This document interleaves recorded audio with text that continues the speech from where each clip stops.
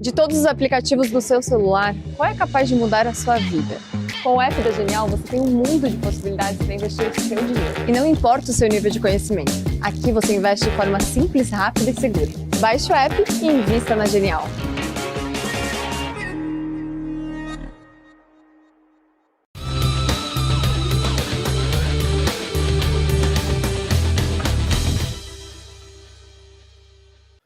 Fala aí, pessoal, sejam muito bem-vindos a mais um podcast Genial Analisa. Para você que não me conhece, meu nome é Bruno Rosolino e apresento aqui o programa. Vamos lembrar, tá? Toda terça e quinta, 7 horas da noite, horário de Brasília, horário de São Paulo, a gente entra aqui ao vivo, sempre com temas relacionados, obviamente, a investimento em ações. A gente também traz um pouquinho de renda fixa, traz um pouquinho de fundo imobiliário, mas o podcast nasceu para falar mais de ações. Mas a gente tem, enfim, feito vários temas aqui ao longo do tempo. Então deixa seu like, se inscreve aqui no canal da Genial se você não for inscrito. Se tiver alguma sugestão, você também pode deixar aqui nos comentários e participe aqui do chat ao vivo, se tiver alguma pergunta, alguma coisa nesse sentido, ok? Bom, Vitão, que está aqui do meu lado, muito obrigado por estar aqui nesse programa hoje. Boa noite, tudo bom, galera? Só se apresenta um pouquinho pro pessoal rapidamente aí, o que você faz aqui. Vai que tem gente que Meu não nome é conhece. Vitor Souza, eu sou analista das células de energia elétrica, petróleo e saneamento básico. Maravilha. Sim. Igor também, tudo Fala certo? pessoal, para quem não me conhece, Igor Bastos, analista do setor de indústria e transporte, também apresento alguns programas aqui na casa, fechamento de mercado, hoje já é a terceira live do dia. Mas Você tá bom. que tá, hein, mesmo. Tô que tô, é a tripla. Maravilha. E com o Thiago Reis da Suno. Thiago, muito obrigado por estar aqui. A gente, enfim, tentou marcar isso daqui há um tempo, aí você topou logo de prontidão, assim, então muito obrigado por estar aqui, vai ser bem legal o papo, tenho certeza. Muito obrigado a você, a todo mundo da Genial pelo convite. Tenho certeza que todo mundo vai gostar bastante desse podcast. Com certeza, com certeza. Thiago, que inclusive, além de ser analista, é influenciador também. Tem um canal grande no YouTube, enfim. A minha pergunta é o seguinte: quando você criou a Suno, você já tinha o canal, você tinha essa ideia, ou o seu canal, na verdade, foi mais um canal para você divulgar a Suno? Como que foi toda essa história? Eu criei a Suno e depois criamos o canal. Eu segui uma linha um pouco diferente de outros que são chamados influenciadores, né? Eu sou um profissional de mercado, Que faz que tem o CNPI faz, sei lá, desde a época que eu tinha cabelo. E daí eu montei um canal. A ordem dos fatores, acho que altera o produto, né? Eu não sou um profissional de comunicação que fui aprender investimentos, eu sou um profissional de investimentos que aprendo até hoje, tanto investimentos como comunicação. Então, eu não sei se influencer é a palavra certa, mas enfim, eu sou um analista com uma presença digital. Mas com certeza um formador de opinião, né? Acho que dentro desse movimento que a gente viu aí de desmistificação do mercado financeiro, mercado de ações para as pessoas físicas, acho que você cumpriu um papel super importante nessa Também trajetória. Né? Acho que todos são formadores de opinião, obviamente que em algum assunto, né? Eu, por exemplo, talvez eu forme opinião a respeito de investimentos. Bem como vocês, analistas, tem as pessoas que acompanham o trabalho de vocês e vocês formam a opinião desses também. E talvez para outros assuntos eu não forme opinião. Ninguém me segue para, sei lá, ver dicas de nutrição, né? Como por exemplo. Então, acho que todo mundo na vida forma a opinião de alguém dentro de casa, fora de casa. Eu acho que eu, como vários outros analistas, formamos opinião. Na verdade, esse é o nosso trabalho, né? Analisar e passar a informação para frente, digerir a informação e passar para frente. Até em off aqui a gente estava discutindo um pouco de mais ou menos quantos anos tem a Suno. Você falou 7, 8 anos, basicamente. 6 anos e meio. 6 anos e meio. Eu falei um pouco mais. Como que surgiu essa ideia de você criar a Suno? Por que que você decidiu criar uma casa de análise e voltar também para pessoa física, assim, para trabalhar com um público que, até trazendo um pouco desse cenário no Brasil, pouca gente investia em ações, até hoje em dia ainda é poucas pessoas, mas por que que você vislumbrou assim? É legal, essa é uma mística que existe. A gente tem clientes pessoa física, sim, somos muito fortes nisso, mas nós também temos clientes institucionais, né? Acho que a boa parte das assets do Brasil assinam nossos produtos. Na asset que nós temos também, temos clientes importantes, o maior hedge fund do Brasil é nosso cliente, o maior banco de investimentos do Brasil é nosso cliente, a maior corretora do Brasil é nosso cliente. Então, temos clientes institucionais também. Mas a pessoa física, vamos dizer assim, é quem mais traz volume, obviamente, pela quantidade de pessoas físicas, né? Quantos investidores institucionais tem, quantas pessoas físicas tem. A ideia da criação da Suno, ela foi sendo formada aos poucos. Eu acreditava, num determinado momento da minha vida, que, poxa, negócios de internet tinham algumas características interessantes, tais como você consegue uma distribuição global instantânea, 24 horas por dia, né, 7 dias por semana, 365 dias por ano, né? Ao contrário de outros negócios físicos, né? Hoje temos muitas empresas que nascem digital, etc. Naquela época não era tão comum assim. E então, o que tinha de internet, que tem essas características, que você consegue, às vezes, crescer sem precisar de capital, né? Eu sou um analista, esse é o sonho do analista, né? Encontrar uma empresa que consiga crescer sem tanta necessidade de capital, consiga crescer gerando caixa. Então, essa é o lado empresarial, com a minha paixão, que sempre foi investimentos, né? Depois a gente pode falar um pouquinho também da minha trajetória. Comecei a investir com 17 anos, né? E hoje estou com 37, já faz 20 anos, mais da metade da minha vida como investidor. E eu falava, poxa, o que tem na intersecção? E fui buscar modelos nos Estados Unidos. E lá eu encontrei uma empresa muito interessante, chamada Morningstar, que provia um serviço de assinatura para investidores, né? O investidor ele paga uma mensalidade e com isso recebe uma análise independente, né? Eles nasceram em 85, se não me engano, num modelo na garagem mesmo, né? Vendendo carta, era escrito esses relatórios lá atrás, relatórios principalmente de mutual funds nos Estados Unidos, que era muito comum, né? Tem perdido popularidade, muito obrigado. Mas depois eles foram adicionando outras verticais. E hoje eles devem ter, sei lá, acho que uns 100 analistas espalhados pelo mundo, analisam inclusive empresas brasileiras lá, se você assinar Morningstar, que acho que dá uns $20 por mês, $25 por mês. Se você assinar, você tem análise de Vale, Itaú, dos principais ADRs lá fora, né? E daí eu falei, poxa, não tem muito esse modelo no Brasil, vou criar, né? E a Suno nasce assim, no final de 2016, começo de 2017, nossa primeira assinatura foi vendida no começo de 2017, tem até uma história legal, né? A gente criou o site, instalou lá a lojinha, né? E na hora que eu fui testar, antes de eu conseguir testar com o meu cartão para ver se a loja estava funcionando, uma pessoa já tinha ido lá e comprar. Caraca. Eu falei, poxa, temos um negócio aqui, né?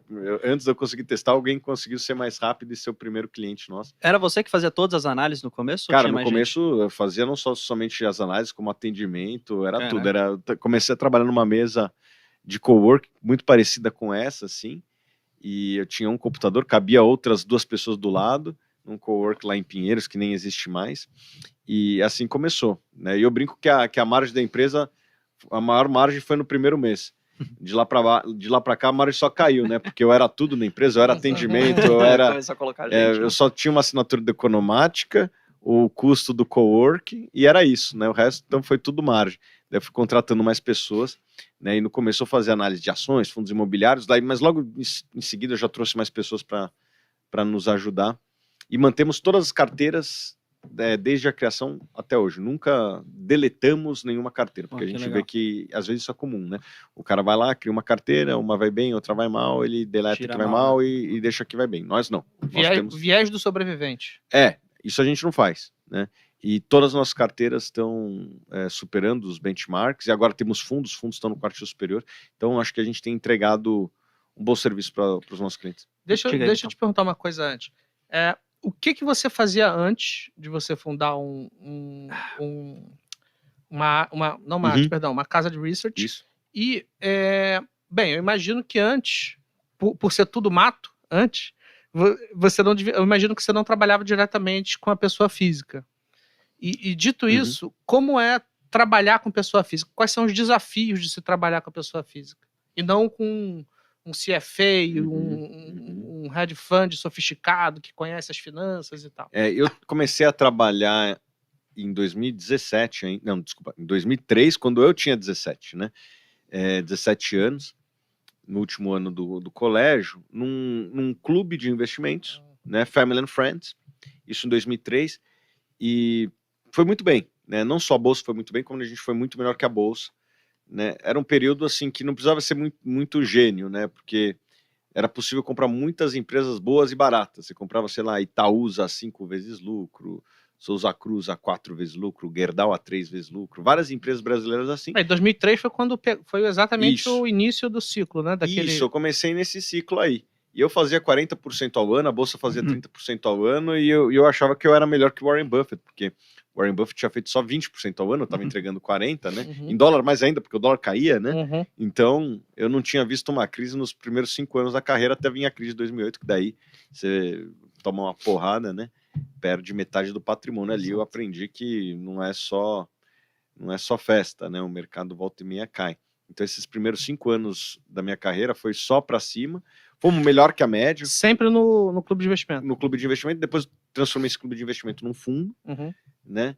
Toquei esse fundo, chama SET, de 2008 até 2014, né? Continuou indo bem, tipo, superando o Ibovespa nos 10%. O problema é que o Ibovespa não foi tão bem quanto antes, né? Mas ali depois eu trouxe sócios e vendi minha participação para os sócios. Esse fundo existe até hoje, vai bem. E eu, no final de 2014 para 2015, descobri os fundos imobiliários. Acho que já tinha encerrado ali um ciclo para mim, vendi minha participação para os sócios e investi em fundos imobiliários e algumas ações que pagavam dividendo. E para mim, a cabeça era meio de aposentadoria e tal, mas depois de 3 meses, né, começa a bater aquela angústia, né? Tipo, Quando você para de não é trabalhar, tão legal. você vai pra academia, corre atrás Cara, de tempo só que perdido. Só que mas não tem depois- nenhum amigo para ir na academia, sabe? exatamente. Eu ia na academia Exato. 3 da tarde, só que, cara, não tinha ninguém. Eu ia pra academia também quando eu fiquei desempregado.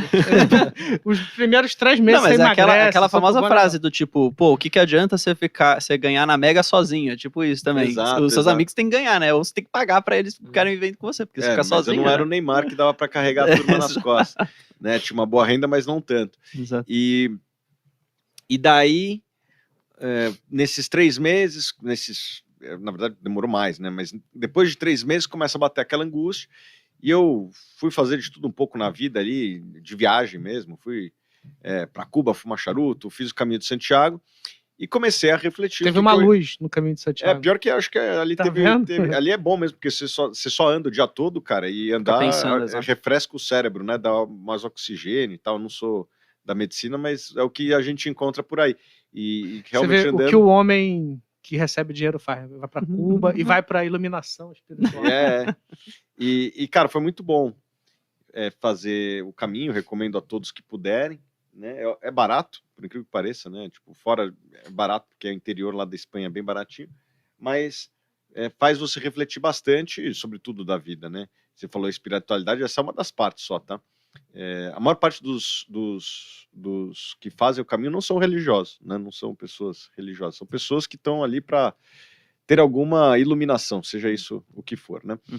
E daí eu comecei a refletir o que eu vou fazer da vida, etc., nesse período de 2015, né? E daí fiquei 1 ano e meio ali refletindo, porque quando eu saí do fundo, minha cabeça era de aposentadoria, mas depois de ficar jogando FIFA até as 4 da manhã, e eu fazia isso mesmo, né? Hoje eu fui jogar FIFA outro dia aí, cara, tô mal, cara, tô enferrujado, mas eu era bom, porque também ficava só jogando em casa o dia todo, né?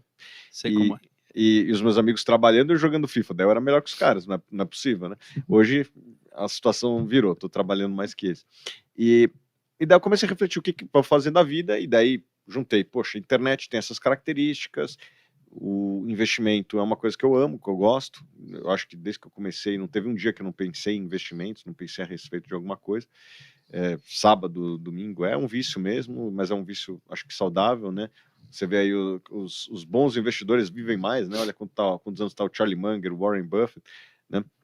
Eu acho que isso aí ajuda, porque dá uma refrescada na cabeça, faz a cabeça estar sempre funcionando, né? Uhum. E enfim, daí criamos assunto. Deixa eu te perguntar, Thiago, você se considera mais um analista, um investidor ou um empreendedor, cara? O que você fosse se definir entre uma dessas caixas aí?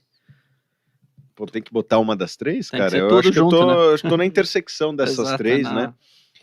Bom, eu diria que eu sou um investidor porque é o que eu tô mais tempo, né?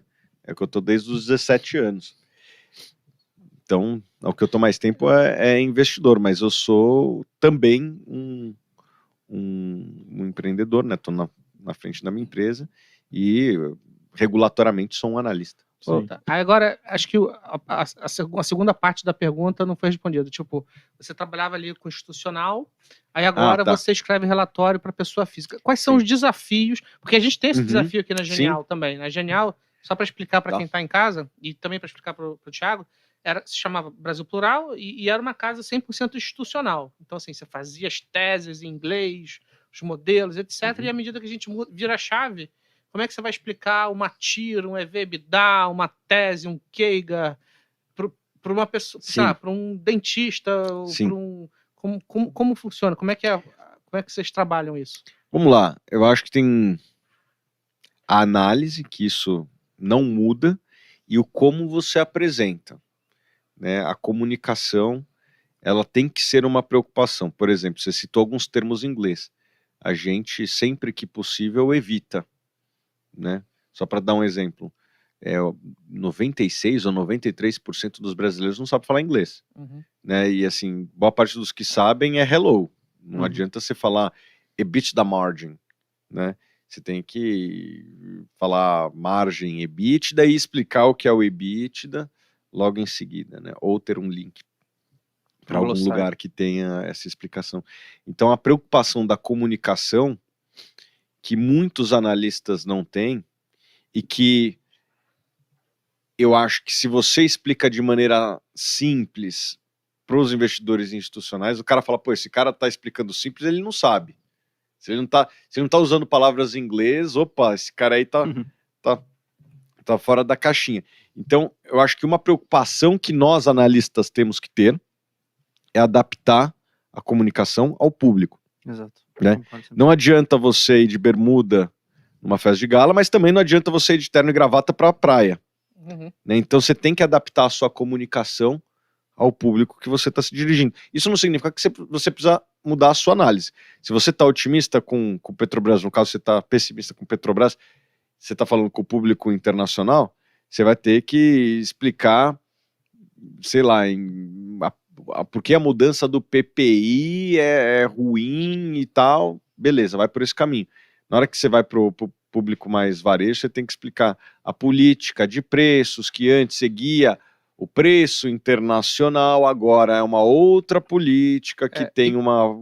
Enfim, você tem que usar palavras para você ver português. como isso é tão desafiador, que no nível presidência da República, isso também não é explicado, porque o PPI, só pegando o gancho, o que o grande público associa? Associa a dividendo. Ou seja, o PPI existe só para pagar dividendo. Não diz respeito ao próprio funcionamento do mercado de petróleo, do refino, do cara não poder investir em refino, de como isso usou o setor suco alcooleiro. Então, assim, existe toda uma comunicação que o presidente da República, o ex e o atual ele prefere subsidiar, dane-se. E o antigo, ele precisava fazer aquelas lives dizendo que a Petrobras está ferrando a gente, sendo que o PPI não é dividendo, né? Tem outras coisas. E qual o problema do dividendo? Se você pegar alguns dos países de maior renda per capita do mundo, Catar, Emirados Árabes, eles foram construídos com os dividendos das estatais de petróleo. Não vejo tanto problema assim. Exatamente. E uma coisa também que me deixa chateado é que as pessoas não sabem ou esquecem que em 2010 houve uma mega capitalização. Sim, vocês pediram dinheiro para os investidores internacionais e agora que ele quer ter o retorno, você vai lá e saqueia? Não, ele é um sacana, ele é um lixo, ele é uma porcaria. Por que você não falou isso na hora que você pediu o dinheiro dele? E é um desafio explicar isso aí politicamente. E o que pediu é o que chama de... E daqui a pouco talvez você precisa pedir de novo, porque assim como teve dinheiro que foi necessário para fazer o pré-sal, se tiver margem equatorial... Pode ser, a gente ainda não sabe do volume de capex e tal, mas dependendo, talvez precise, ainda mais se continuar com essa política de preço atual. E aí, você chama um investidor de sacana, mas amanhã, daqui 2, 3 anos, você vai pedir o dinheiro do cara de volta? Passar o chapéu. Você acha que as pessoas têm memória curta? Né? É abusar um pouco. Ô, Thiago, eu queria até, já que a gente está falando das empresas, eu queria trazer um comentário para falar um pouquinho sobre... para a gente poder entrar em alguns ativos aqui para começar a discutir um pouco das teses. Mas antes, acho que é só legal de falar, porque quando eu conheci, inclusive pessoalmente, quando eu conheci a Suno, foi muito também com esse viés de uma carteira de dividendos, porque lá dentro da Suno vocês têm essa separação, né, de carteira valor, carteira de dividendos. Isso. E aí eu queria só que você explicasse um pouco também se existe uma estratégia dentro da Suno, de onde focar mais, se vocês têm uma linha editorial nesse sentido, ou se vocês são mais um investidor buy and holder e a gente vê tudo o que a gente quer, ou se é mais trade, como que vocês pensam? Vamos lá, eu acho que eu tenho uma visão que eu gosto muito do modelo de Yale, né? Depois a gente pode explicar, mas basicamente é investir em ativos de renda variável, em geografias diferentes, em segmentos diferentes, né? A renda variável no mundo, ao longo do tempo, ela é vencedora. O problema é que não é em linha reta, ela tem período de queda. Se você tem uma carteira diversificada em ativos de segmentos diferentes, de geografias diferentes, classes diferentes, né? Então, não só ações, mas imóveis, eventualmente private equity, venture capital, que inclusive dá para fazer isso através de veículos listados, né, na bolsa, não só no Brasil como no mundo afora.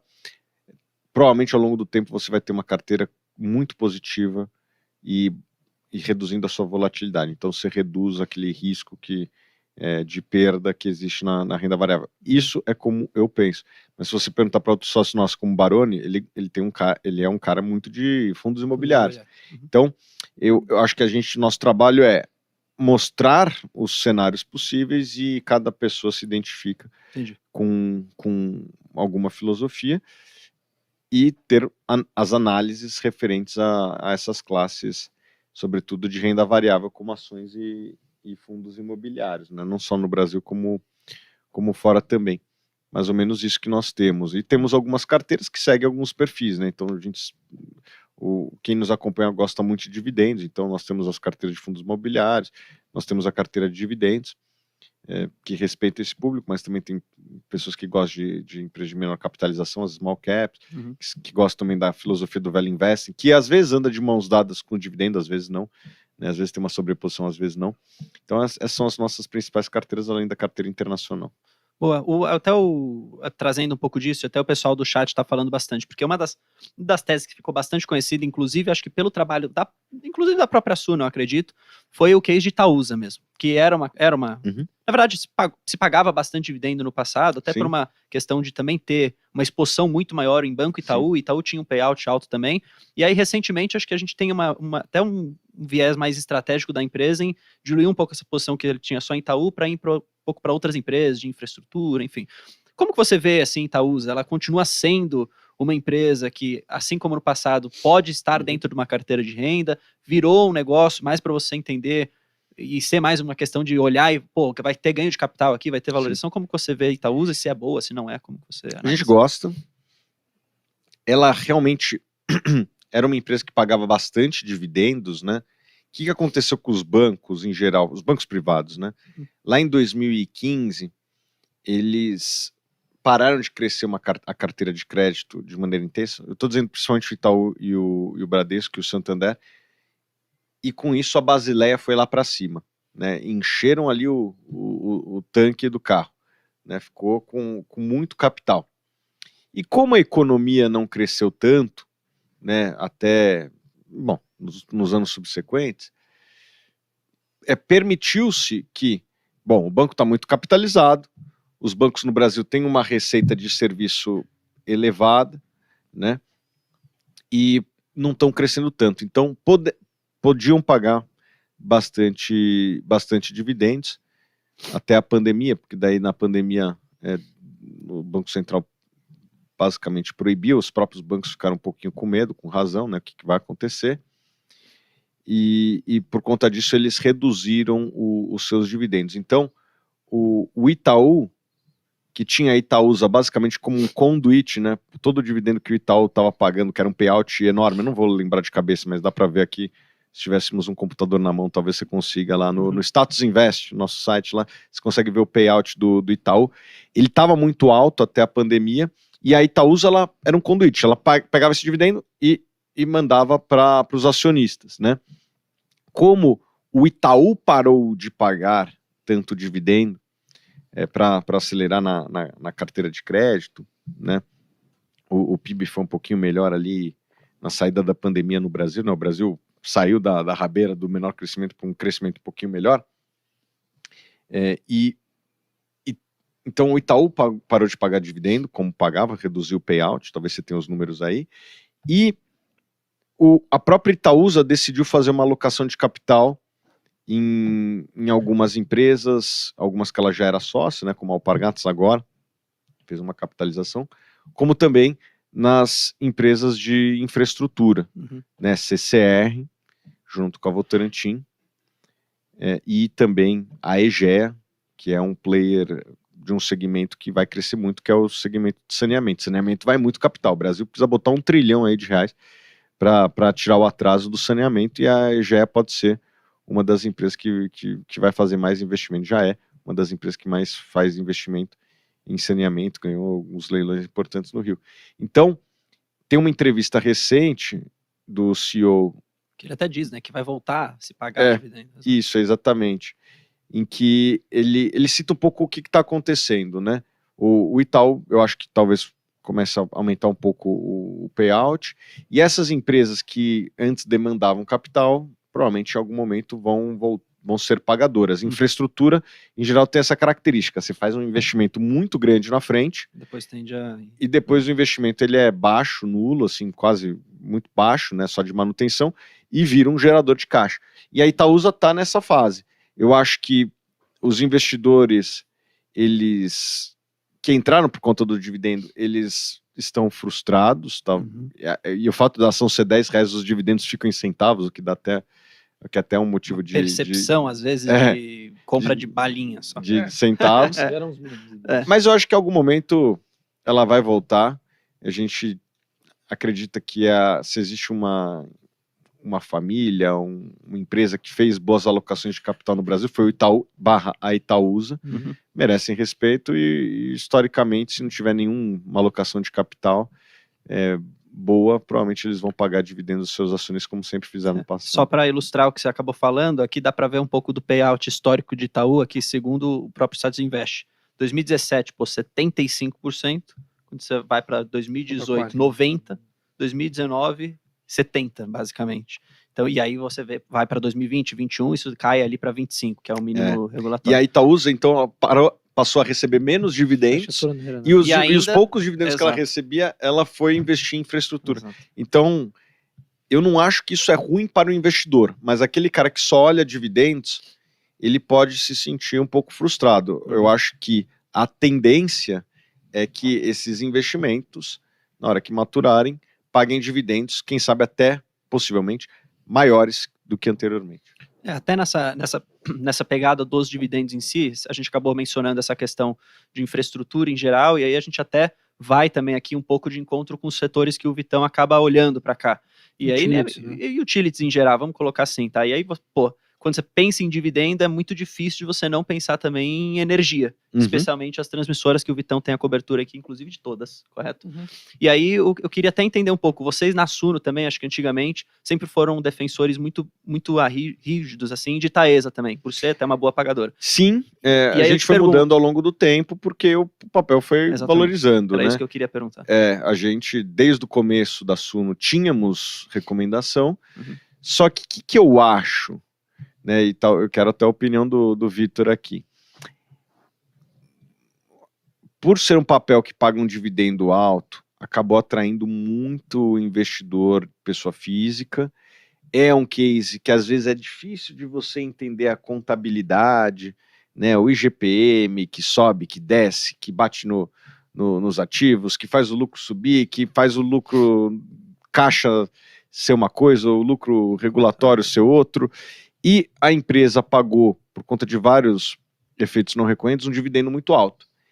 E muitos investidores, na minha opinião erradamente, isso não só para ações, para fundo imobiliário, para Fiagro, etc., olham o dividendo dos últimos 12 meses e acham que vai se replicar nos próximos 12 meses. E daí o pessoal acabou comprando ações da Taesa A 40 e pouco. Num preço alto e que provavelmente vão se frustrar com os dividendos que virão no futuro.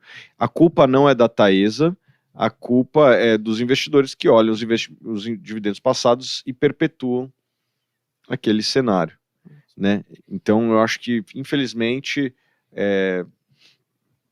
quem compra num preço alto provavelmente vai fazer um mau negócio. Como a gente entrou lá atrás, beleza, né? A gente comprou barato no final de 16, começo de 17, né? Começo de 17, carregamos, a ação ficou cara, a gente saiu. Então acho que a gente fez o nosso trabalho de analista. Agora, quem compra hoje olhando somente dividendos, na minha opinião, faz um erro, e esse é o erro que eu acho que é o mais comum de pessoa física, cara. Comprar algo analisando somente dividend yield. Passado, especialmente o passado, né? Não, olhar sempre pro passado, né? Exato. Isso. Tem Você algum quer comentário? comentar sua Não, tese? acho que eu já fiz um monte de vídeo falando Sim. sobre isso e eu vou além, né? A gente fez uma análise aqui, pegando... O que acontece, né? A TIR, a taxa interna de retorno, ela é um indicador muito elitista. É difícil você explicar a TIR, porque vem de um modelo, de uma premissa, de uma construção. E ela tem uma TIR baixa, e tem uma TIR baixa não só pela boa avaliação, mas, assim, de onde sai essa TIR baixa, né? Do prazo remanescente mais curto das concessões. Ela tem muita concessão vencendo ali 2030, e o mercado paga muito prêmio, ali você consegue ver o prêmio via múltiplo, qualquer coisa assim, né? Que é um indicador menos elitista.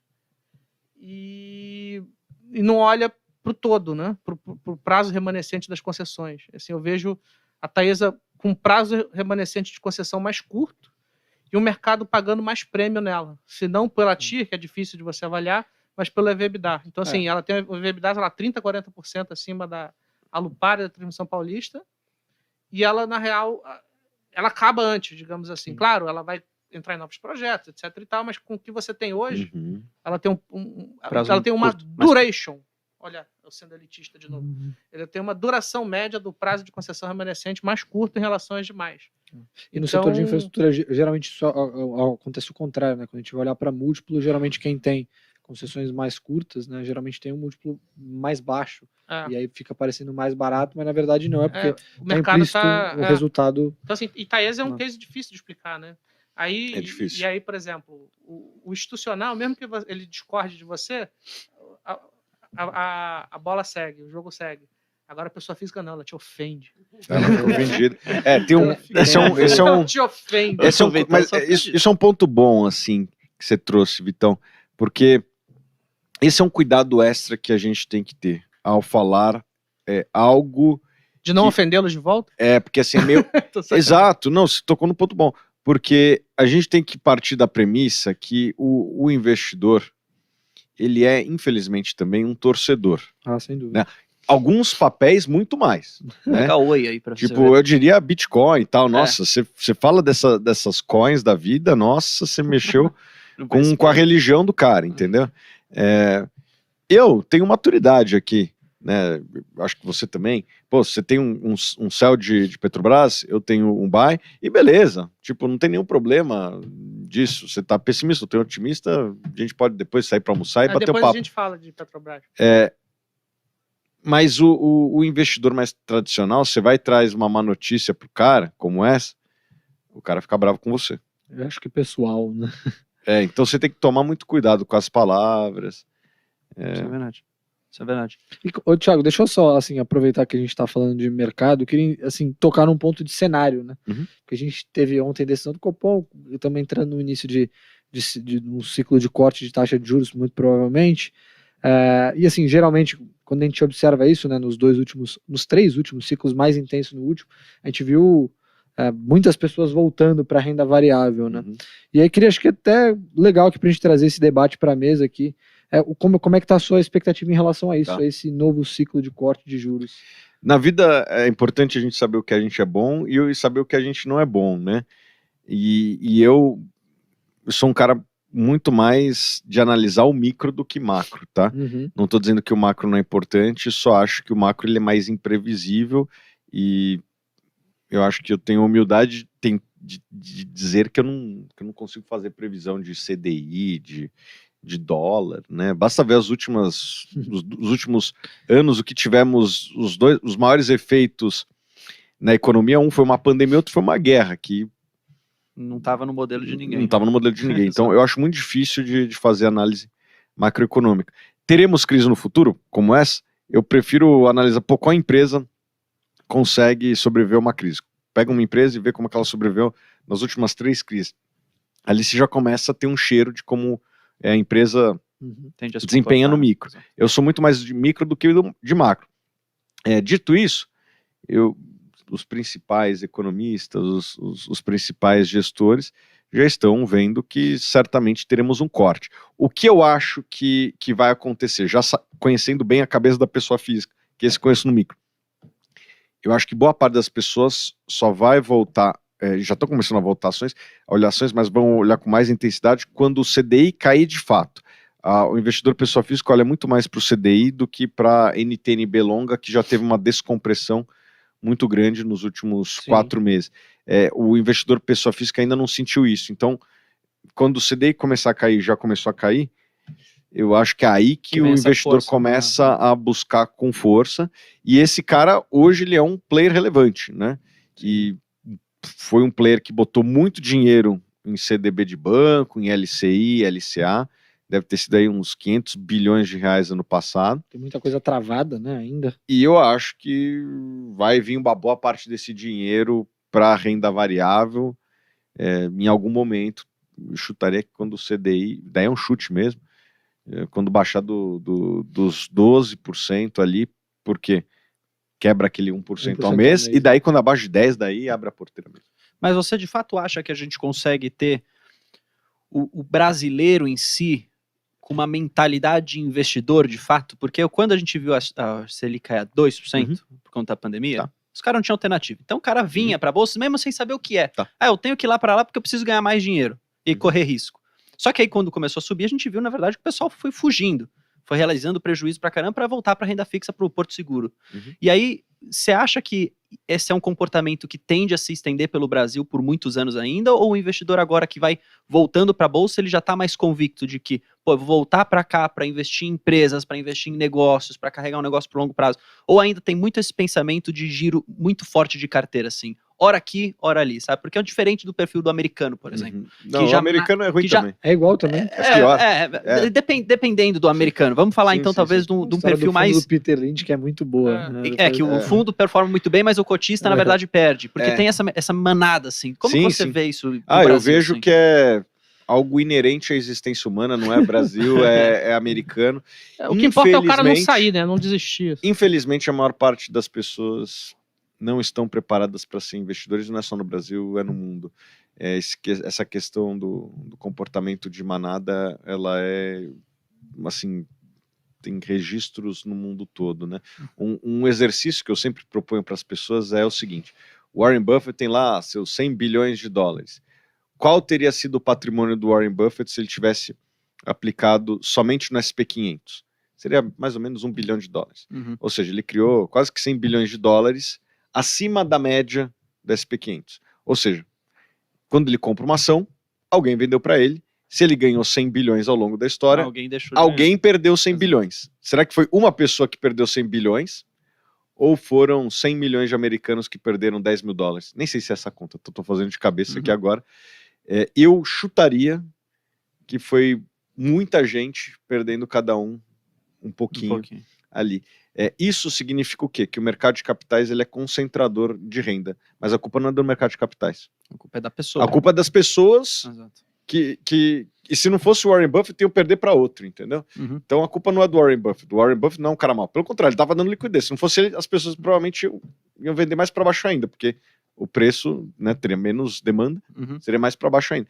Então, eu estou dando um exemplo americano, mas eu acho que é muito semelhante no Brasil. Infelizmente, a maior parte das pessoas não tem o preparo intelectual, analítico, emocional, informacional para tomar boas decisões de investimento.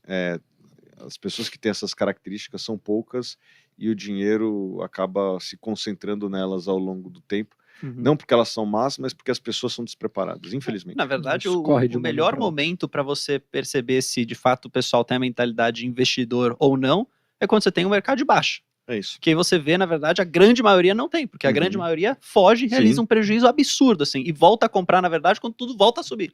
Ou seja, você faz o contrário do senso comum, que era o compre na baixa e venda na alta. O pessoal faz o contrário, né? Vocês que são da Genial, são uma corretora que tem bastante investidor pessoa física, imagino que vocês monitorem os fluxos aqui e eu faço a pergunta para vocês, como é que estava o fluxo quando a bolsa estava 100 mil pontos e como está o fluxo hoje? Exato.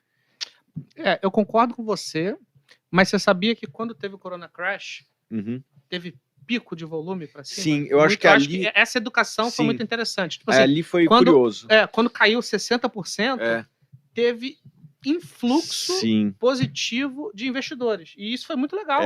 Eu acho que ali O sim... institucional foi obrigado a vender, porque o cotista dele estava batendo na porta, mas a pessoa física brasileira fez um move muito bom. E não só brasileira.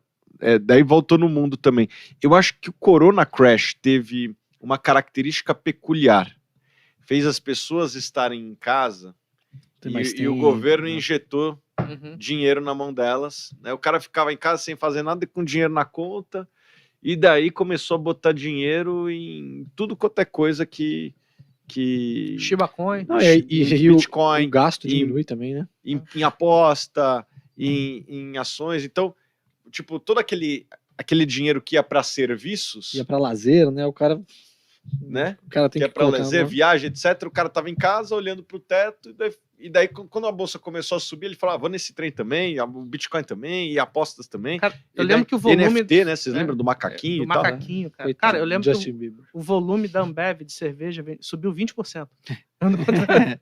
Olha, cara, bizarro isso. Mas enfim, eu acho que a Vamos- pandemia ela teve essa característica de deixar as pessoas em casa Uhum. e eu Gerou não sei se a esse- próxima crise, tanto é que a última crise, né? Se é que foi uma crise, mas de 2021, aí, meio de 2021 até agora, que a bolsa foi de 130 mil pontos para 95, considero uma pequena crise, né? Apesar de não ter tido um grande dia, Uhum. talvez aquele 7 de setembro, não sei, ou a eleição, não teve um grande dia, né? Lembra um pouco aquela crise de 2015 ali, que não teve um grande dia, né? Foi uma sequência de fatos ali, essa subida dos juros talvez tenha sido o evento, mas eu diria que nesse daí foi um pouquinho diferente do Corona Crash ali, a pessoa física saiu, pelo menos lá na Suno a gente sentiu um interesse menor, as corretoras que a gente dialoga também. Às vezes você tem um interesse grande no primeiro momento de queda, aí quando continua caindo, cara, opa, calma aí.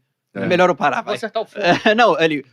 caiu, comprei, beleza. Aí continua, Caiu caiu, mais, cara. né? Opa, Ih, calma gastei aí. tudo meu dinheiro. Ou gastei tudo de uma vez. Foi tudo de Você uma quer fazer aquela batalha de Petro aqui? Não é Fala. batalha. Na realidade, o que eu queria falar é... Tá vendo? A gente propõe o diálogo aqui, chega na hora e fala de batalha. Não, vamos fazer. Não, mas acho que é legal. Não, mas batalha sabe- amigável, mas eu o que eu digo. ia falar é o seguinte, é que como faltam mais ou menos 20 minutos, Manda vamos falar bala. das teses. Vamos falar das Vamos. algumas- Mas você quer começar por Petro? Não, Ou você quer o começar que eu por queria outro? falar é o seguinte, o que você tá gostando, o que você tá...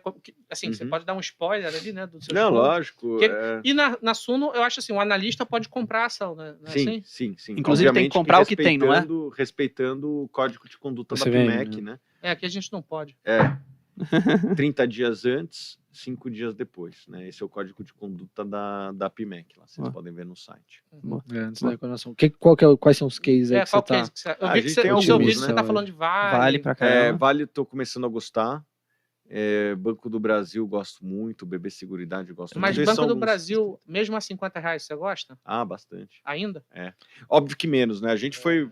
Eu brinco que eu fui o analista mais impopular do Brasil, porque eu gostava de Petrobras, Não, de Banco a do 30. Brasil. Não, eu lembro, eu vi vídeo seu. E daí eu apanhava pra era caramba. tipo 3 vezes earnings, assim.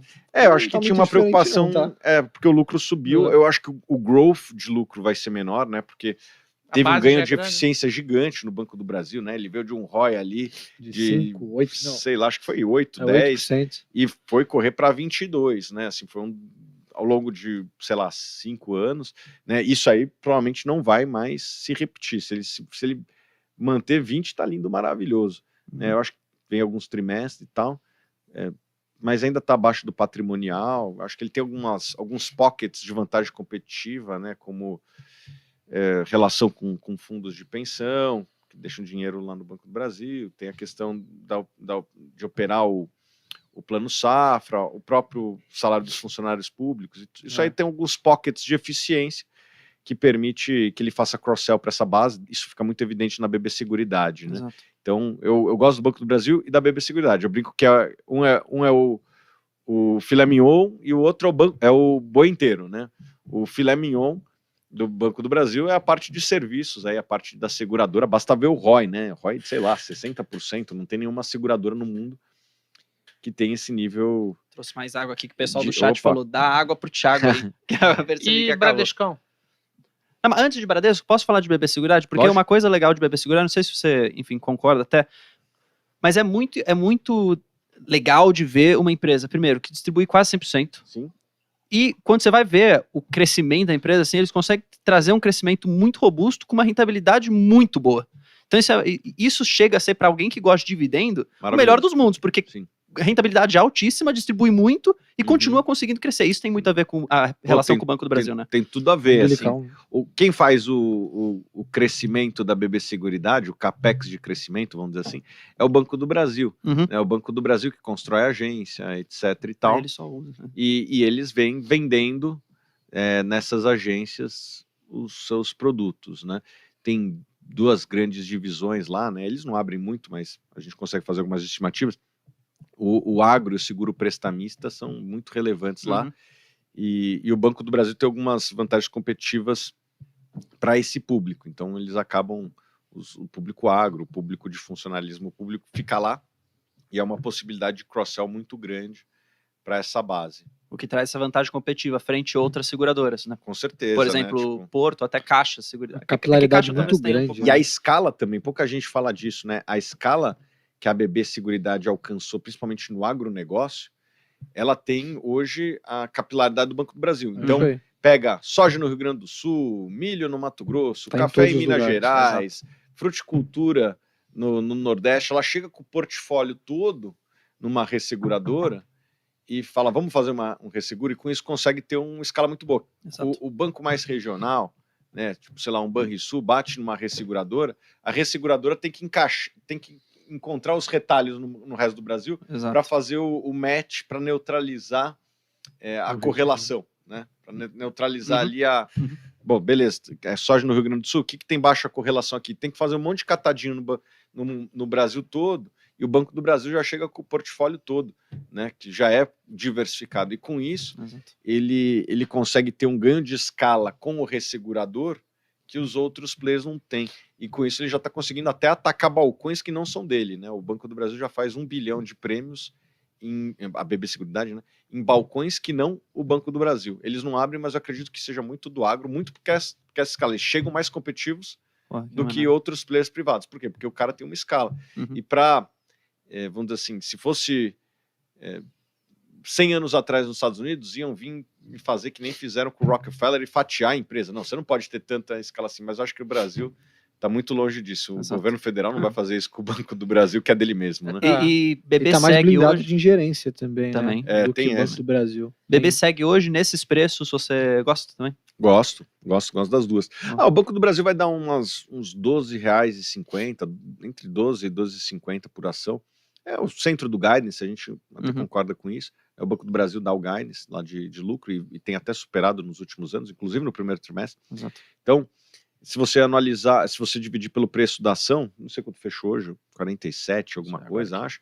Deve dar aí uns 3,9 47,65. 3,9 vezes lucro, acho que é mais ou menos É mais ou Isso, menos isso. Que em termos de valuation é barato ainda. Para um banco. É o Muito. que você falou, né? Comprei Itaú a 5 vezes lucro lá atrás. É. Né? Pô, você tem Banco do Brasil. Tudo bem, tem um risco político ali, mas é muito Tem. menor do que há 5 anos Eu atrás. brinco que nem a Dilma conseguiu dar prejuízo no Banco do Brasil, né?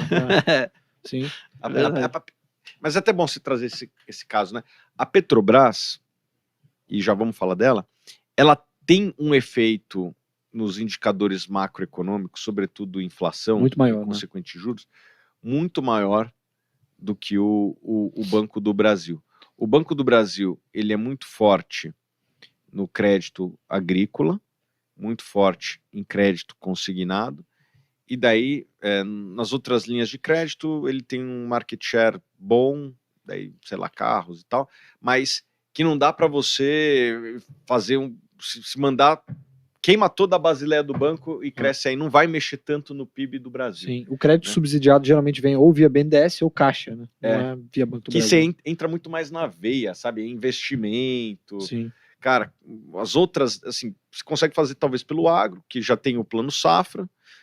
Consignado, não sei se tem tanto efeito assim na economia. Quem quer consignado já está pegando e tal, talvez se aumentar um pouco o prazo, aumentar um pouco.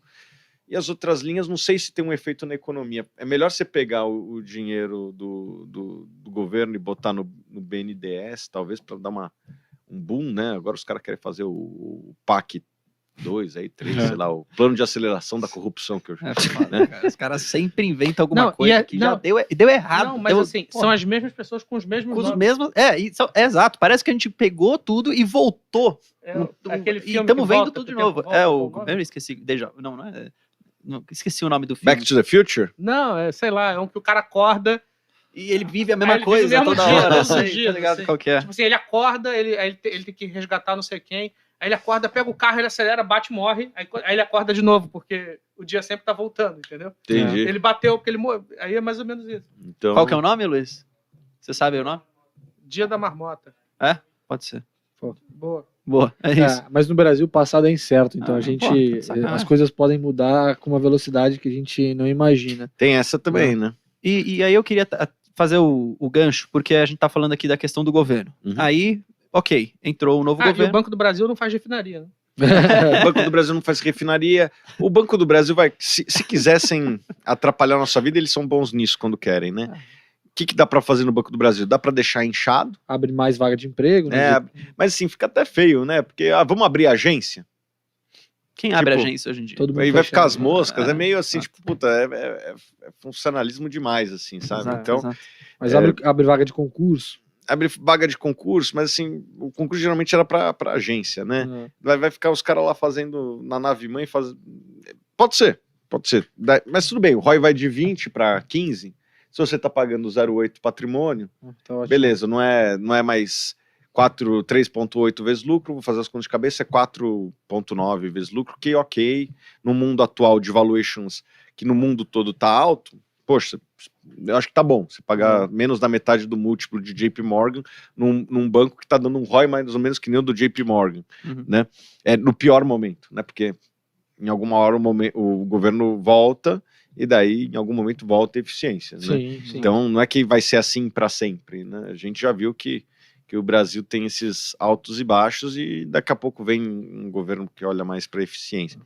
Eu queria entender até a sua visão de Petro mesmo, Uhum. porque a gente fala bastante dessa questão do novo governo, e no começo do ano, de fato, se precificava, na verdade, em tudo, né, essa catástrofe geral. Tanto Uhum. que você viu no começo do ano, o Banco do Brasil é 32, e agora tá 50 de novo. É. Petro foi a mesma coisa, você viu lá embaixo, aí subiu tudo de novo, enfim, aí Petro tem essa volatilidade Sim. maior mesmo. Mas por que você falou aqui que vocês têm o buy para Petro? O que Tá. vocês veem de bom? E depois o Vitão pode até, se ele quiser trazer um contraponto, acho que é legal também. Vamos lá. A gente indicou a Petrobras, se não me engano, no final de 2019, um pouquinho antes da pandemia. Uhum. Veio a pandemia, né, jogou as cotações de tudo para baixo, o petróleo, teve alguns contratos que chegou até patamar negativo, a gente manteve, e daí o petróleo voltou para sua média histórica ali de 70 e poucos dólares ao tempo, foi se recuperando, né? Uhum. E a nossa visão era de que, poxa, a empresa tinha sido saneada da maior dívida do mundo para ser viria a ser uma das maiores pagadoras de dividendo, né? A nossa leitura é a seguinte, a empresa ficou, se não me engano, 4 anos sem pagar dividendo, se não me engano, de 2015, 16, 17, 18, posso estar enganado é tanto número que a gente vai se perdendo, mas pode ver depois no Estados Invest lá. Só que o que aconteceu? Ela não estava pagando dividendos porque ela estava retendo capital para amortizar aquela dívida e vendeu uma série de ativos não core, né? E em algum momento ela ia ficar só com o filé mignon, que é o pré-sal, né? E hoje 80% da produção dela vem do pré-sal. E a gente acreditava que, poxa, uma empresa saneada, que tem ativos bons, poderia ser uma empresa de dividendos, principalmente quando o governo federal precisa de dinheiro para fazer as suas políticas públicas, né? Uhum. E de certa forma foi isso que aconteceu. Quem comprou, quando a gente indicou, recebeu em proventos muito mais do que o valor pago, né? Então, eu acho que foi um bom investimento. Uhum. Agora, temos um novo governo. Então, eu brinco que assim, quem seguiu a gente lá atrás já tá jogando com o dinheiro da casa, né? Porque o cara botou 100, já botou 150 mais ou menos de dividendo e ainda Já tirou o que colocou, já agora tirou, só com colocou, agora tá jogando com o dinheiro da casa. E a minha tese é de que 4 anos para uma empresa de petróleo assim, é que nem vida de cachorro, né? Que um ano vale mais. Aqui acho que é o contrário. Uhum. As vidas das empresas de petróleo, elas são longas, né? E por mais que às vezes a gente tenha um governo que faça besteiras, e dá para fazer besteira, vem sempre alguém que conserta, e eu acho que se tem alguma coisa que a Petrobras mostrou é uma capacidade de regeneração muito rápida, né? A gente teve o maior escândalo de corrupção da história, né? A maior dívida corporativa da história, e depois de 4 anos estava pagando talvez um dos maiores dividendos da história também. Ela começou a pagar dividendo no trimestre, o que ela chegou a valer na mínima.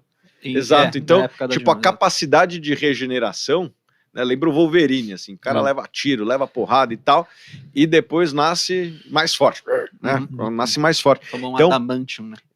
Antes era osso. Eu não gosto de muitas coisas do que estão fazendo.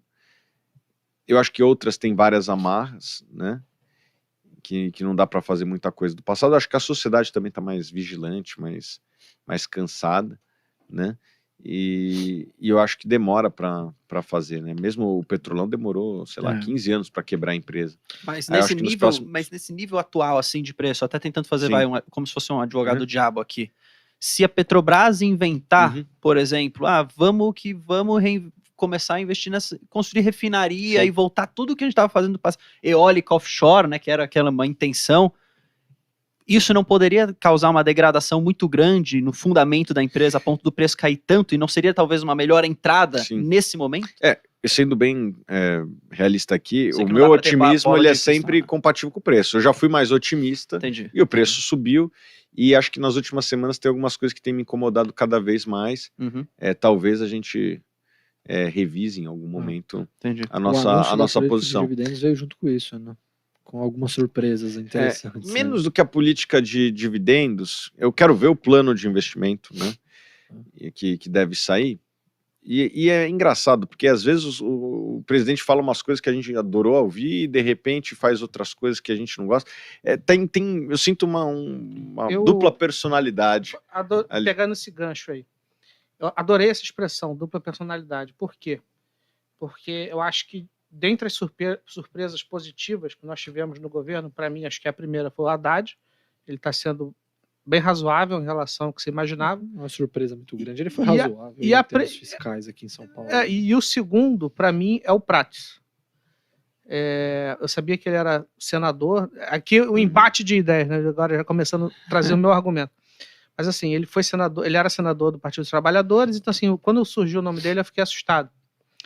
À medida que ele entra, e você começa a conversar com pessoas do setor, assim, secretários, ministros, não ministros, mas enfim, advogados do setor, representantes de classe, todo mundo elogiou ele tecnicamente. Então acho que ele é uma figura muito interessante, por quê? Porque ele não é o técnico chato, que só fala de petróleo, mas ele é o cara político também. Articulador. Né? Articulador e tal. Pois bem, então assim, qual foi a minha impressão?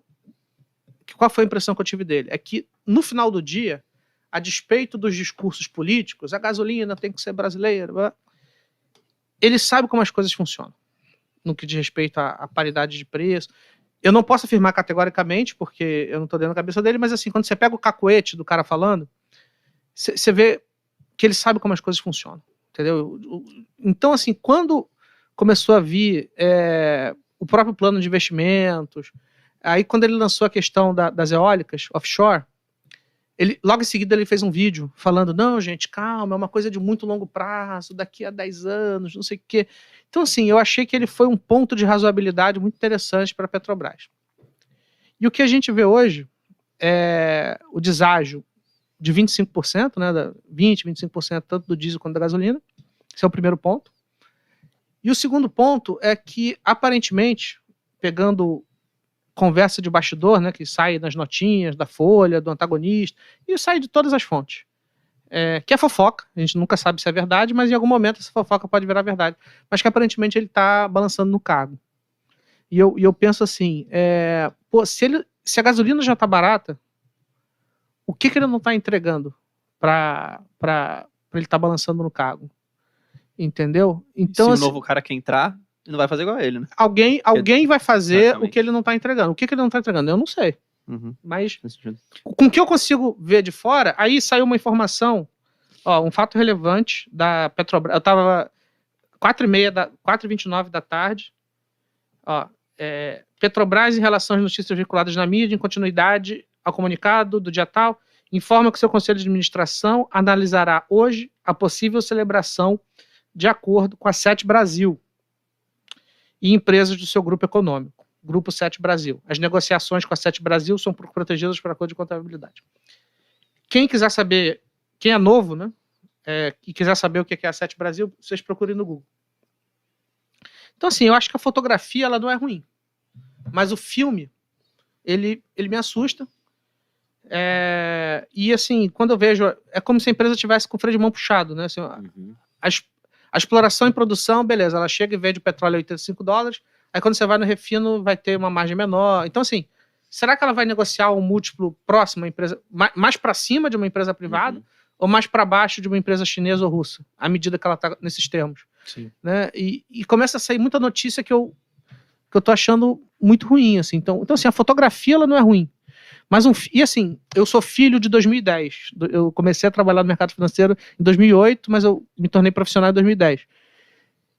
E eu vivi aquele ciclo de Petrobras horrorosa e de Semig e de Copel.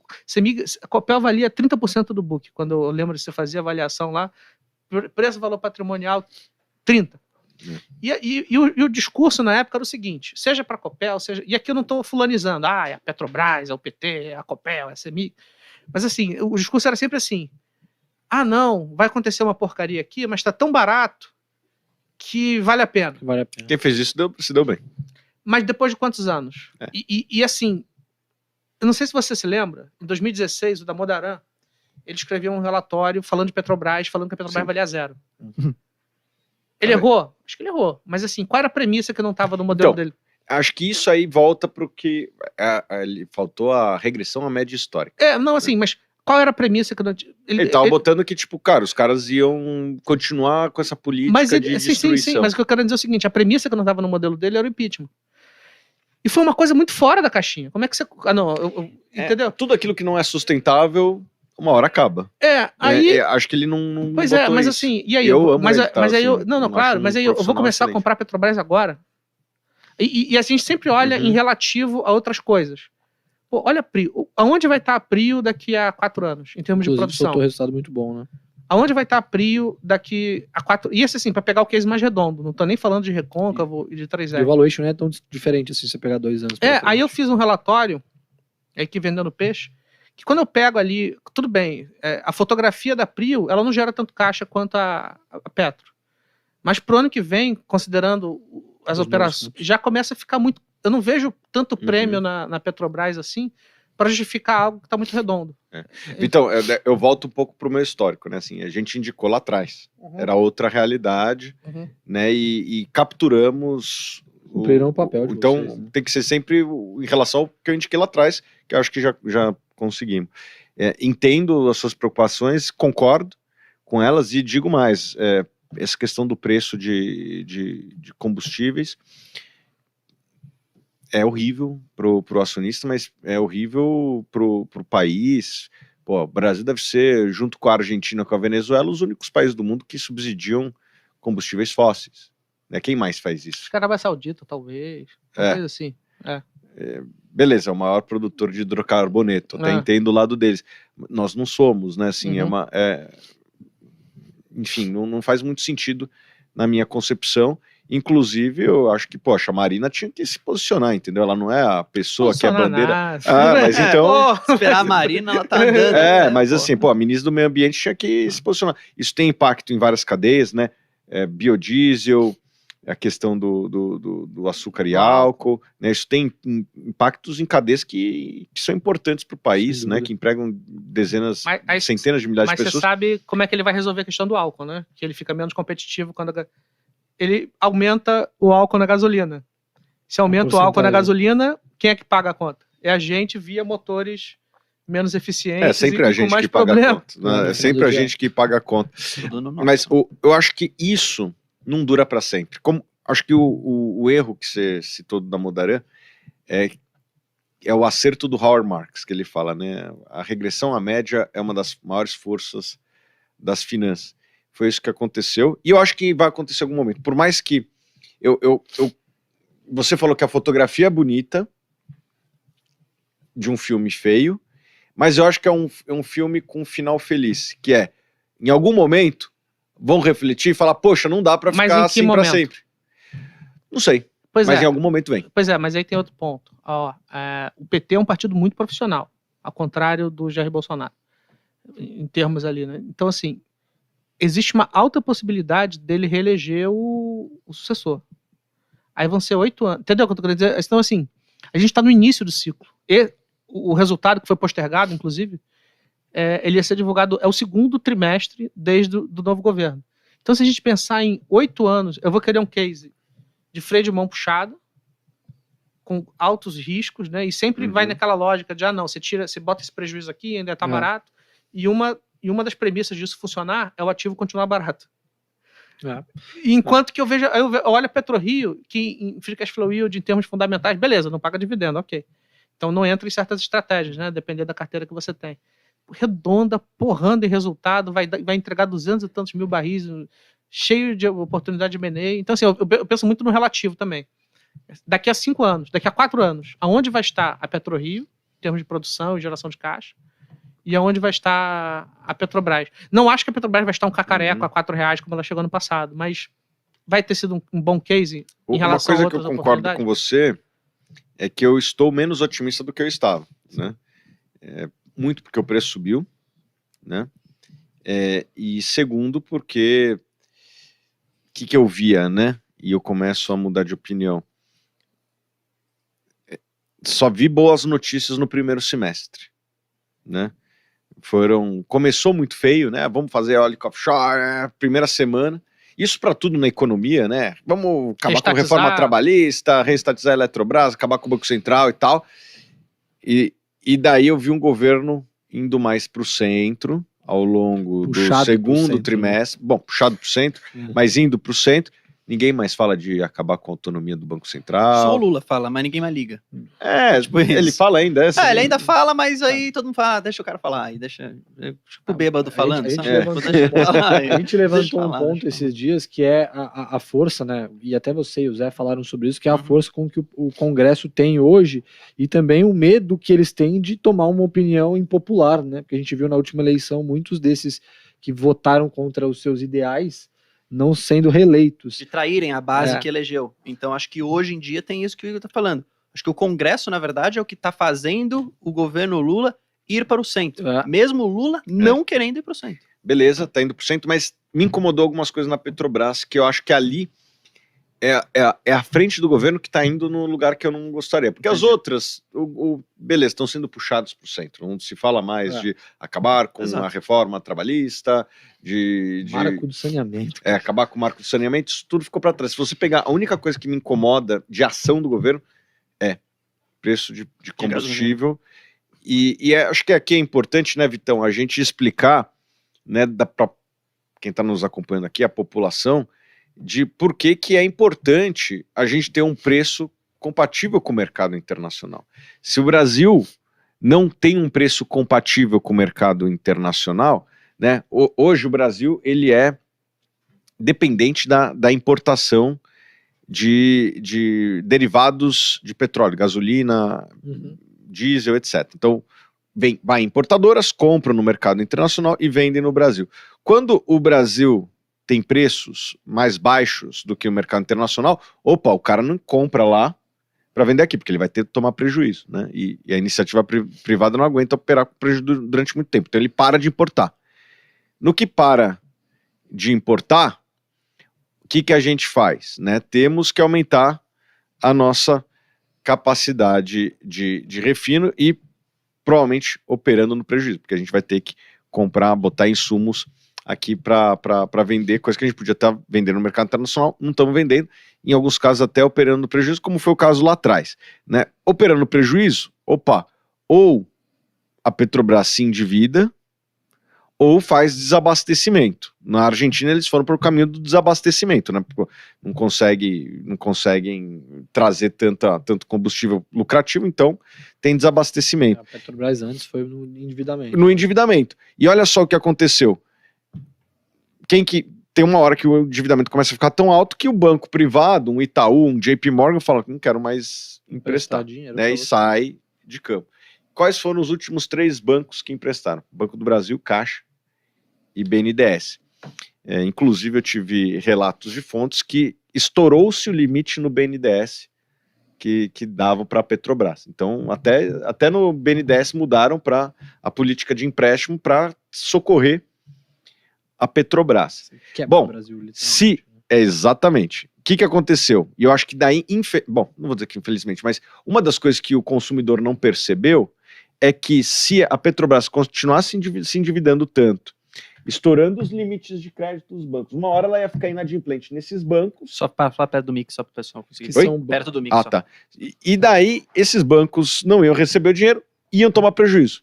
Quando o Banco do Brasil, o BNDES e a Caixa tivessem prejuízos enormes, o que eles iam falar? Eles iam pedir dinheiro para o acionista. Quem é o acionista? O governo, por favor, me recolhe. E o governo ia ter que ou imprimir dinheiro ou aumentar os impostos, que é nas costas do contribuinte. Exato. Então, por que eu falo que infelizmente talvez esse cenário não aconteceu? Infelizmente talvez nós brasileiros não tenhamos aprendido. A gente parou nos bancos, né? A gente destruiu o balanço da Petrobras, a gente estava num caminho de destruição do balanço dos bancos, daí foi estopado pelo impeachment. Então a população não sofreu a terceira consequência, porque parou na segunda, que seria aumento de impostos ou inflação. Como a gente parou na segunda, a população não sofreu tanto. Infelizmente, as pessoas às vezes aprendem sofrendo, né? Como parou nessa segunda camada, né? Sim. O brasileiro não sentiu. Uhum. Infelizmente, eu acho que talvez a gente esteja começando a deteriorar a primeira camada. Sim. E vamos ver esse filme novamente. Quanto tempo demora para chegar na segunda camada? Vamos ver. Eu acho que o lucro da Petrobras nesse patamar, ela não opera com lucro, com prejuízo, mas o lucro reduzido. Mas o quanto ela tem de caixa hoje dá um fôlego aí para ela. Não, ela tá gerando um bom bastante tempo, caixa, né? mas eu não sei se você viu um detalhe na política de dividendos. É quando ele botou assim: vamos distribuir 40% de operações menos investimentos, incluindo aquisições de incontroladas. E aquisições minoritárias e incontroladas. Aí eu já vi assim, cara, o cara já tá fazendo a caminha pra, assim, vai ser a Vibra? Eu acho que não. Braskem, qual é o nome da... talvez não seja a Vibra, mas, porque tem Poison Pill e tal, mas uma Alessat da vida, enfim, abriu a porteirinha ali pra, vamos fazer uma baguncinha aqui. Aí aquele dividendo maravilhoso que a gente ia receber, vai ser usado para isso. Vai ser usado para isso. Exato. Então, assim, a cama tá feita. A gente está no segundo trimestre. Faltam assim, mais, né? São 4, então falta mais 12. Mais 13. Esse é o cenário apocalíptico, né? Sim. Vamos lá. A gente, a só política de... Não é nem um cenário apocalíptico. Assim, eu acho que é um cenário em que as coisas, em que a ação vai ficar ali 26, 33, aí paga um dividendo que vai ser de 10%, talvez, legal. Aí volta uma outra provocação. 10% eu tenho na Taesa. Eu vou correr risco de commodity para ficar commodities em gerência política, né? Não, eu vou correr risco de commodity para receber dividend yield que a conta não... Eu acho que tem que ser feita com aquela regressão média. Você está correndo o risco, mas você também tem uma oportunidade. Se muda para um governo com a cabeça da gestão atual, e eu acho que essas coisas, em algum momento, podem acontecer, né? E a gente tem sempre o viés da recência muito forte em nós, né? Na hora que muda, daí o dividendo vai para 25, né? Então, você está ganhando os seus 10, mas em algum momento, talvez em 2026, talvez em 2030, e a recompra? Talvez em 2027, né? Tipo, mas e se a recompra for de ações ordinárias? Olha, eu penso o seguinte de recompras na Petrobras. Eu visto 2 chapéus aqui, né? O de acionista e o de cidadão. De acionista, ótimo, é uma forma de distribuir, gerar valor, né? De gerar valor. Se você está comprando barato, tem geração de caixa, não vejo como um problema, né? Agora, como cidadão, eu acredito que uma estatal, né, de um país pobre seria melhor pagar dividendo, né? Para o governo, com esses recursos, fazer as políticas públicas que são necessárias, né? Investir em saúde, educação, infraestrutura, saneamento, etc. Agora, como investidor, fazer recompra ou dividendo, eu acho que é quase igual. Ordinária? Acho que é quase igual, né? Porque assim, no final do dia você está aumentando a participação. Eu, como acionista preferencialista, estou aumentando a minha participação. De alguma forma, talvez seja ruim porque você aumenta o controle em cima da Petrobras. É o meu ponto, entendeu? Mas o controle já tem, né? Tipo... Tem mais. Sempre tem um conselheirinho ali brigando, aí o cara perde aí vai perder um assento. Perde uma vaga, né? Esse é meu receio também. Mas daí, vamos lá. Os caras vão ter que recomprar a ação durante, sei lá, alguns anos. É verdade. Mas não só E ainda mais com essa política aí de preço. De caixa e um potencial realavancagem, dá para fazer em poucos anos. Não é 50 anos, é tipo 5, 6. Mas 5, 6 já é outro governo. Troca o governo. E se ele se reeleger? Aí, tá vendo como fica voltando umas coisas assim? É. Claro que é muita elucubração de muito tempo e tal, entendeu? Mas assim, eu vejo outros cases. Eu até prefiro isso, porque eles alocando capital em negócios ruins é pior. É melhor ele recomprar do que ele comprar. Ele é melhor pedaço recomprar da e vida. talvez vir outro governo do que ele investir em óleo Construir offshore. uma refinaria nada a ver em algum lugar. E você aí. tava falando do Prats, assim, eu olho... Pô, imagina, pensa nesse cenário agora. Desculpa até interromper. Imagina. Eles estão recomprando baratinho, a sei lá, R$30, 30 e poucos reais, e daí vem outro governo. Pô, eles fizeram o trabalho perfeito, né? Pro acionista minoritário. Não, Essas coisas acontecem, né? E aí tem a simetria pros dois lados, né? Na verdade, eu acho que no final do dia, a gente tava tocando essa questão do Prats, eu olho ele muito como uma figura como do equilibrista. Pra mim, ele tá muito em cima do muro, apanhando dos dois lados, entendeu? Ele não tá nem indo mais pro lado do mercado, que o mercado entende como certo, mas ele tá tentando fazer um jogo para agradar o lado político ali, eventualmente não se queimar e defender a sua posição na cadeira, né? Assim, tentando olhar o copo meio cheio, né? Tentar ver um cenário bom da política de preço, é que agora que seria uma notícia muito ruim para tudo, né? Pô, vi uns ajustes fortes de gasolina, justamente agora que está caindo os juros. Imagina se tivesse vindo um reajuste porrada, agora, daí que ia atrasar um pouco mais. Então talvez tenha um pouco de tipo, puta, vamos suavizar. Tô tentando pensar no bull case, né? No melhor cenário.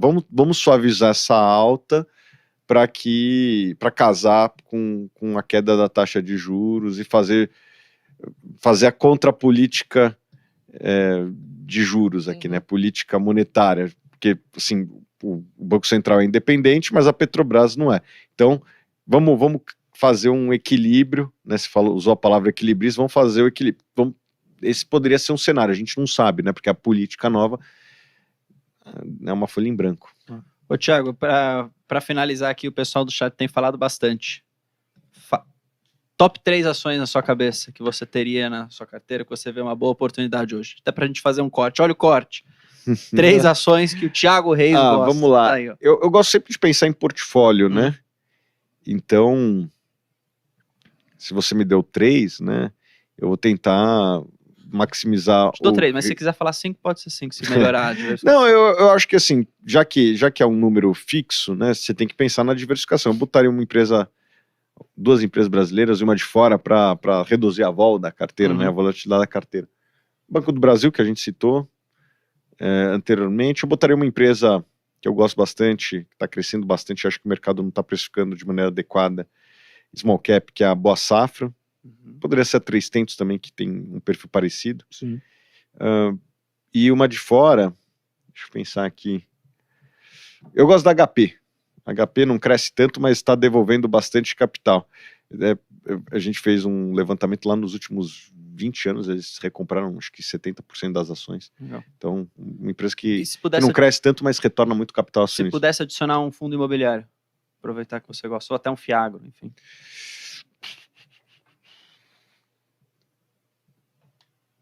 Ou sem portfólio aí.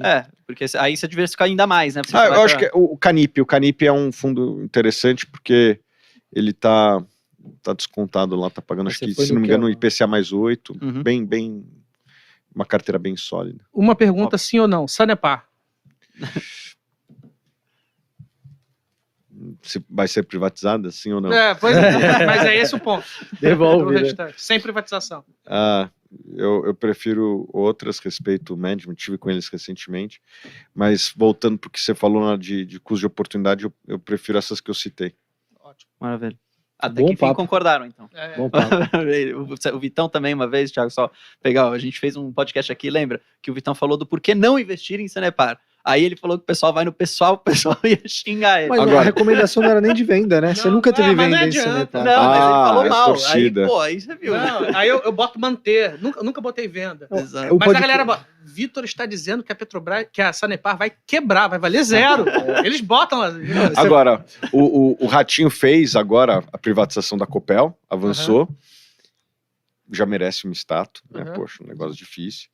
E se fizer essa da Sanepar, E detalhe, abraço. foi do nada. Tipo assim, Ninguém esperava, né? ninguém Copel? esperava. Imagina, a Sanepar, a gente recebeu só o e-mail assim, ó. Pá, vamos privatizar. Aí é um case porrada. nossa, merece uma É. estátua e vai forte aí para a próxima eleição, É, ele é muito independente low das profile. ambições que ele... É difícil. Exato. Ah, Ele não tem nacional, acho difícil. A gente, na verdade, o podcast que ele fez era o que não te contaram sobre o Sanepar. Ele falava dos riscos, né? da Eu falo, tese. não, eu falava da revisão tarifária. Explicar a revisão tarifária para a pessoa física. Lembra esse dia. Uma tarefa. Aí árdua. foi o que eu fiz, eu desenhei lá e tal. Não foi? Eu lembro esse dia no chat. Não, que não sei o que. Aí eu vou fechar o chat. Deixa aqui. Mas- Não, eu desenhei tudo lá. Foi bom. Não sei o que. notícias ruins Só os torcedores. tem que ser... Tomar muito cuidado com as palavras, porque... Exato. Senão Você pode o pessoal ofender vem. o pessoal. Mas É. foi bom papo, bom papo. Mas boa. Thiago, muito obrigado por vir, foi muito legal. Obrigado, obrigado pela, pelo convite, pela sua pessoal. presença. Espero que você tenha gostado. Volte mais vezes, acho que, pô, a gente tem como falar de muita coisa aqui, não deu para falar de tudo, falar das teses, enfim, a gente pode trazer também outros analistas, você pode trazer alguns analistas que trabalham com você, acho que é legal esse papo, especialmente se pensarem diferente, olha como a troca foi boa, e, enfim, se você quiser, é que o pessoal acaba te conhecendo, mas se você quiser divulgar um pouco as suas próprias redes, como o pessoal Legal. te encontra, acho que vale a pena. Meu nome é Thiago Reis, estou em todas as redes lá, Thiago sem H, né, o original, sem H, bota aí YouTube, Instagram, etc, eu tô lá. Pô. Obrigado pelo convite, e olha só, né, o debate aqui de Petrobras, podemos sair aqui, tomar um vinho depois, fumar um charuto, eu acho que é assim que se faz um bom debate, entendeu? É isso aí. O investidor pessoa física às vezes é muito emotivo, o pessoal tem que... Isso aqui não é religião, não é time de futebol, deixa as brigas pra política lá, né? Rinha de Aqui. analista.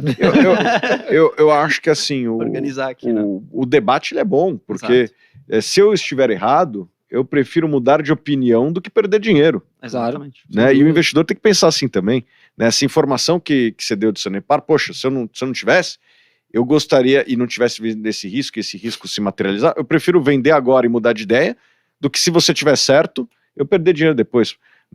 Custa mais barato mudar de ideia do que perder dinheiro, Não pessoal. pode Fica ter a esse dica aí. amor, né? Esse amor cego Não tem. pelas empresas. A não ser pela Apple, daí beleza. Ou pela Clabin, né? Porque eu sou É. apaixonado pela Clabin. Eu gosto muito de Clabin.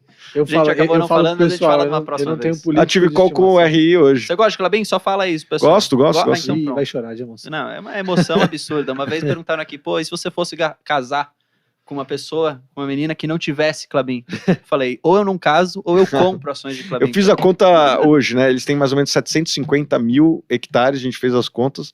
Só em terra eles têm mais do que o valor de mercado deles. Bizarro, Então- bizarro. E o CFO, o Marcos Ivo, ele participou de uma live hoje também. E, pô, óbvio, né, que ele encanta quando ele fala, todo CFO tem que encantar, todo CEO tem que encantar. Mas é legal de ver o quanto que a empresa pode crescer no Uhum. futuro. E se é uma daquelas empresas que o pessoal chama de crescidendos, né? Que É. paga hoje, mas, pô, o dividendo pode subir muito mais pra quem gosta, né? Esse termo eu que criei. Ah, você e que criou? agora tá difundido Ah, também. é? Ah, não tem pô, eu não patente, sabia, pode usar. eu não O que eu gosto Sério? de Pô, que Clabin é que assim, quando a gente vai olhar para o passado, o que ela prometia, ela vai entregando, né? Então é Sim. interessante isso. Sim, Você sim, tem que olhar para a qualidade da gestão. Mas é isso. Boa. A gente faz mais podcasts aqui pra gente falar de mais empresas. Pessoal, Fechado. você que acompanhou aqui, muito obrigado. Tamo junto, a gente se vê quinta-feira também, às 7 horas da noite. Quinta não, hoje é quinta. Terça-feira, a gente se vê. Terça-feira, tá bom? Valeu, um forte abraço. Falou. Quando o assunto é liquidez, você sabe qual é o melhor investimento para o seu perfil e suas necessidades? Assista ao Genial Responde desta semana e aprenda em 3 minutinhos o que é liquidez e como ela funciona em cada tipo de investimento.